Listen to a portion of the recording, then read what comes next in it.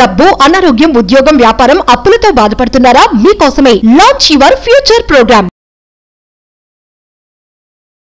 Hi viewers, India's largest digital media network Suman టీవీకి స్వాగతం. ప్రస్తుతం మనతో ఉన్నారు motivational speaker and language trainer Vijaya Bangaru అమ్మ.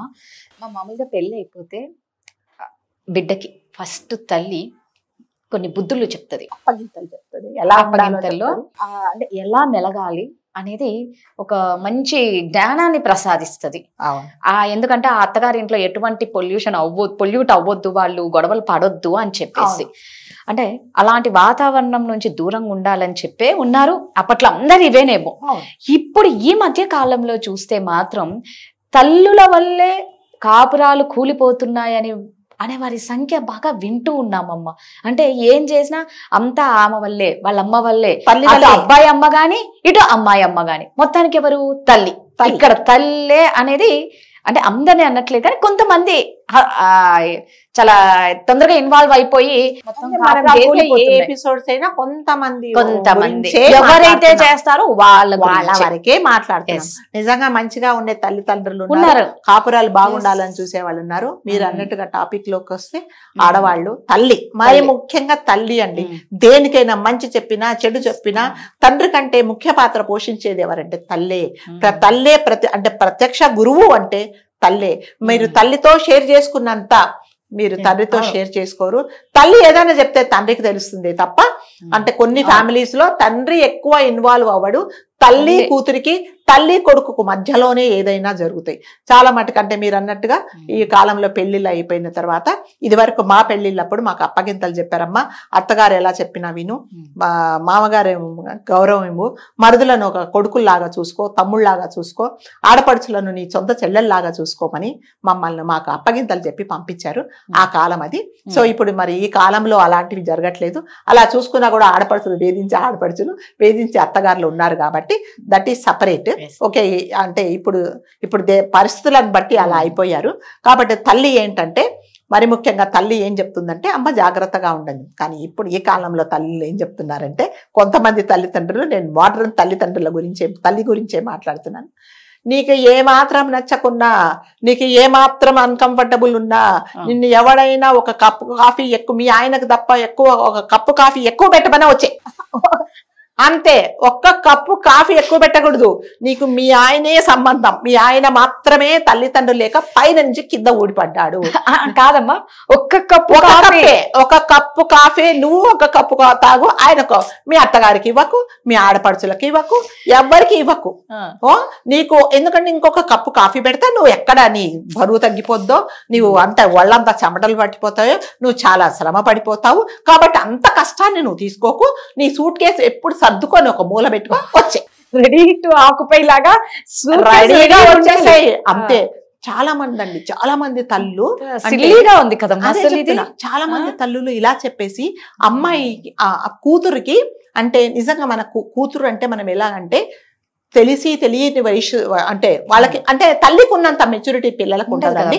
ఈవెందో 30 ఏళ్ల కూతురికి పెళ్లి చేసి పంపించిన 40-50 ఏళ్ల తల్లికి ఉన్నంత మెచ్యూరిటీ, మెంటల్ మెచ్యూరిటీ ఉండదు.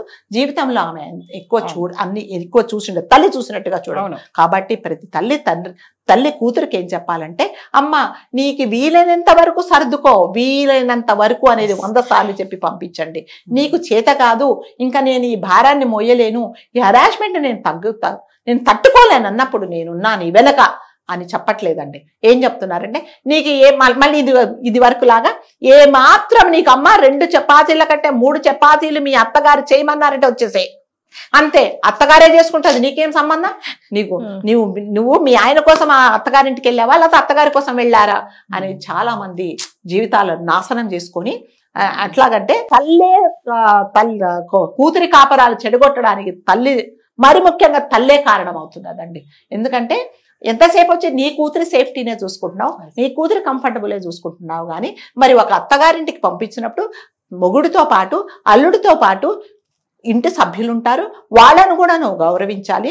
4 చపాతీలు ఇది వరకు చేసుకున్నావు, ఇంకా 6 చెయ్యాలి అనేది చెప్పటం లేదండి. ఎంతసేపు వచ్చి నువ్వు అన్కంఫర్టబుల్ ఉంటే వచ్చేసే, అంతే.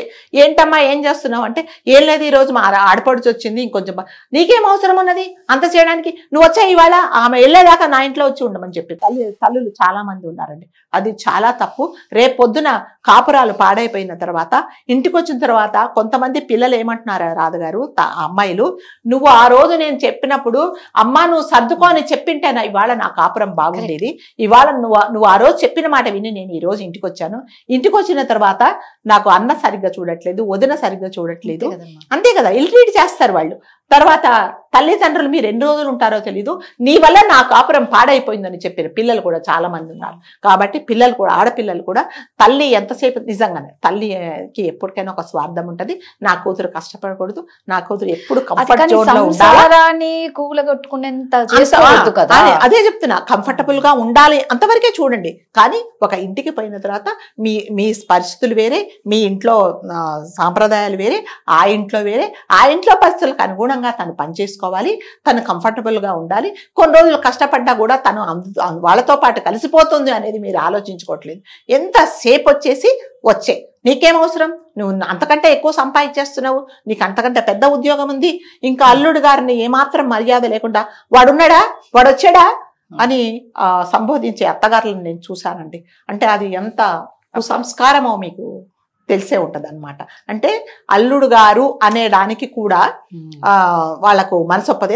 ఎందుకంటే నా కూతుర్ని బాధ పెడుతున్నాడు అని చెప్పేసి అతనికి కూడా ఇది లేకుండా, గౌరవం లేకుండా మాట్లాడుతున్నారు. సో చాలా మటుకు మీరు అనుకున్న టైటిల్ ఏంటంటే, మనం అనుకున్న టైటిల్ అంటే కొంతమంది కాపురాలు పాడైపోవడానికి తల్లులు కూడా నిజంగానే దాంట్లో ఇన్వాల్వ్ అయిపోతున్నారు, వాళ్లే కారణమవుతున్నారు. ఒకవేళ అమాయకమైన తండ్రి అదేంటి పిల్లకి అలా చెప్తున్నావు, మీకేం తెలియదు, ఊరుకోండి, నీకు తెలీదా, మీ అమ్మ ఉన్నప్పుడు బతికిన రోజులు నన్ను ఎంత సతాయించింది తెలీదా మీకు, అదే నా కూతురు కూడా అనుభవించాలా, నేను అలా అనుభవించనీయను, నా కూతురు ఎప్పుడు కంఫర్టబుల్గా ఉంటానే తండ్రిని నోరు మొట్టిగా వేసి నోరు మూసేస్తున్నారు తండ్రిని. కాబట్టి ఇవన్నీ ఏంటంటే అల్టిమేట్ గా ఏమవుతుందంటే తల్లికి ఏం మంచి పేరు రావట్లేదండి, రాదు.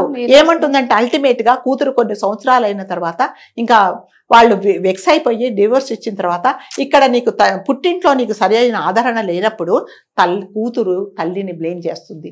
నువ్వు ఆ రోజే అమ్మ సర్దుకో అని నేను చెప్పింటే నేను సర్దుకుండేదాన్నేమో, నువ్వు ఒక తల్లిగా నాకు మంచి అడ్వైజ్ ఇవ్వకుండా నన్ను అతని నుంచి విడిపోవడానికి నువ్వే కారణమని చాలా మంది అమ్మాయిలు తల్లులను బ్లేమ్ చేస్తున్నారు. కాబట్టి దయచేసి తల్లులు ఇలాంటి అడ్వైసులు ఇవ్వకండి. నిజంగానే కాకపోతే మన పిల్లలకు ఇవ్వాల్సిన భరోసా ఏంటంటే ఏమి జరిగినా ఏదైనా మేము నీ వెంట ఉంటాను, ఎప్పుడైనా ఏ కష్టమైనా నువ్వు నాకు చెప్పుకో, అంతేగాని ఒక కప్పు కాఫీ ఎక్కువ పెట్టమన్నారని 4 చపాతీలు ఎక్కువ చెప్పమని పెట్టన్నారని ఇంట్లో పని మనిషి రాకపోతే నాదో పని చేయిస్తున్నారని కానీ ఆ కారణాలను చెప్పినందువల్ల నువ్వు బయటకు రా అంటే అవన్నిటి ఏంటంటే తెలివి లేని పని అనమాట. అంతే కదా, నిజంగా తెలివి ఉన్న తల్లి ఎప్పుడు చెప్పదండి అట్లాగా. ఎంతసేపు వచ్చి నువ్వు సర్దుకోమనడం ఏంటి, నేను మళ్ళీ చెప్పా, సర్దుకోవడం ఏంటి, నువ్వు కంఫర్టబుల్ గా ఉండంత వరకు సర్దుకో. నువ్వు ఎప్పుడైతే బాధపడతావో అంటే మెంటల్ గా ఫిజికల్ గా నేను ఇంక ఇక్కడ ఉండలేను, వీళ్ళు నన్ను సతాయిస్తున్నారు అన్నప్పుడు ఎస్ నీకు తల్లి ఇల్లు ఉంది అనేది నువ్వు గుర్తుపెట్టుకోవాలి.